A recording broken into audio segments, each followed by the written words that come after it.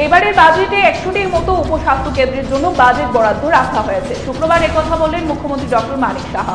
শুক্রবার আগরতলা পঞ্চা ভবনে ডেন্টাল সার্জনদের নিয়ে একদিনের প্রশিক্ষণ কর্মসূচি হয়।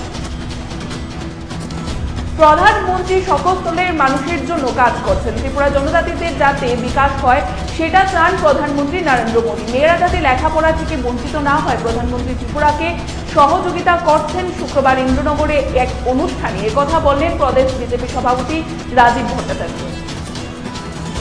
আত্মনির্ভর ভারতের জন্য উদ্যোগী ও স্বকর্মসংস্থান ইঞ্জিন বিষয়ক আলোচনা সভা হয় শুক্রবার।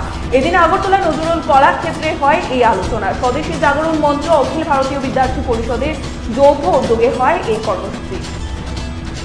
এক মহিলাকে ধর্ষণের দায়ে দোষী সাব্যস্ত এক ব্যক্তির সাজা ঘোষণা হবে সোমবার।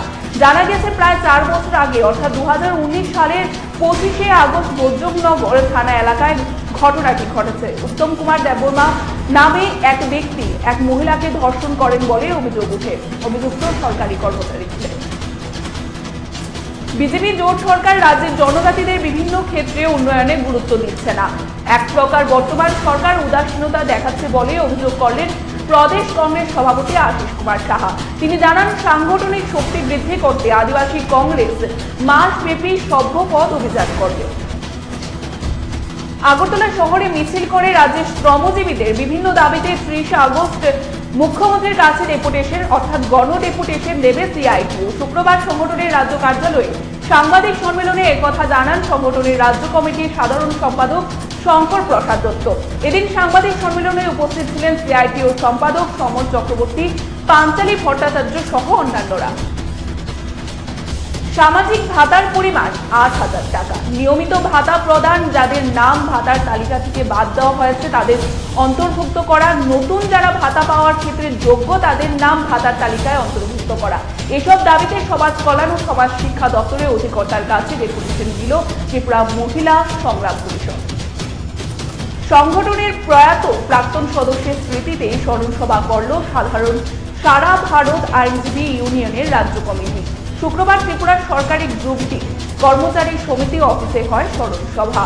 সংগঠনের প্রাক্তন সদস্য প্রয়াত আইনজীবী নিমাই দাসের স্মরণ সভায় উপস্থিত ছিলেন প্রয়াত আইনজীবী নিমাই দাসের পুত্র অনির্বাণ দাস, সারা ভারত আইনজীবী ইউনিয়নের রাজ্য সম্পাদক হরিবল দেবনাথ সহ অন্যান্য আইনজীবীরা।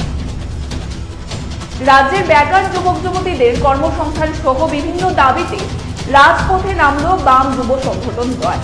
শুক্রবার ভারতের গণতান্ত্রিক যুব ফেডারেশন ও উপজাতি যুব ফেডারেশনের যৌথ উদ্যোগে আগরতলা শহরে বের হয় স্লোগান সোচ্চার মিছিল।